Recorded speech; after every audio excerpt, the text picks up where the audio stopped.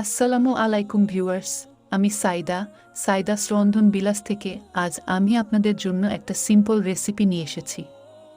ঝুরা মাংসের আলু ভাজি। যদিও রান্নাটা অনেক সিম্পল, তবে খেতে কিন্তু অসাধারণ।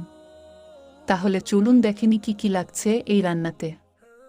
2টা বড় সাইজের আলু জুলিয়েট কাট করে নিয়েছি। 1 কাপের একটু বেশি আগে থেকে রান্না করা খাসির মাংস। এখানে গরুর মাংস হলেও চলবে।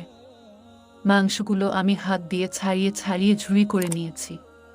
পেঁয়াজ কুচি নিয়েছি 1 কাপের 3 ভাগে 1 ভাগ। 2টা রসুন কুচি, 10-12টা কাঁচামরিচ মাঝখান থেকে ফালি করে নিয়েছি। 3টা তেজপাতা কেটে নিয়েছি। 3 টেবিল চামচ সরিষার তেল নিয়েছি। চলুন তাহলে এবার মূল রান্নায় চলে যাই। প্রথমে চুলায় একটি প্যান বসিয়ে তার মধ্যে তেল দিয়ে পেঁয়াজ, রসুন, তেজপাতা দিয়ে দিলাম।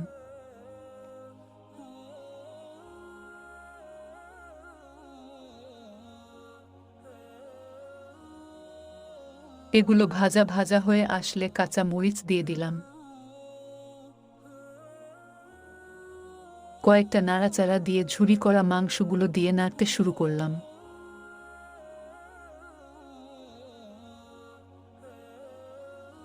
হাফ চা চামচ হলুদের গুঁড়া দিয়ে দিলাম। যেহেতু আমার মাংসগুলো রান্না করা ছিল, তাই এক্সট্রা আর কোনো মশলা ব্যবহার করব না।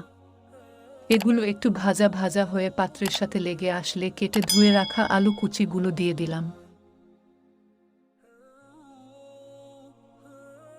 1 চা চামচের কম লবণ দিয়ে দিলাম।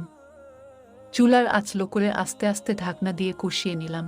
আমি আলুগুলো ধুয়ে পানি সহ কিছুটা রেখেছিলাম, তাই এক্সট্রা কোনো পানি ব্যবহার করতে হয়নি। এভাবেই কিছুক্ষণ পরে ঢাকনা দিয়ে আবার ঢাকনা খুলে নেড়ে চেড়ে আলু সেদ্ধ করে নিলাম।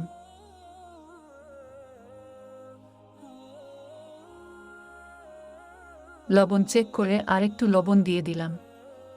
যখন দেখলাম হাঁড়ির সাথে লেগে লেগে সুন্দর একটা ফ্লেভার বের হয়েছে, উপর থেকে ছড়িয়ে দিলাম 1 চা চামচ ভাজা জিরার গুঁড়া।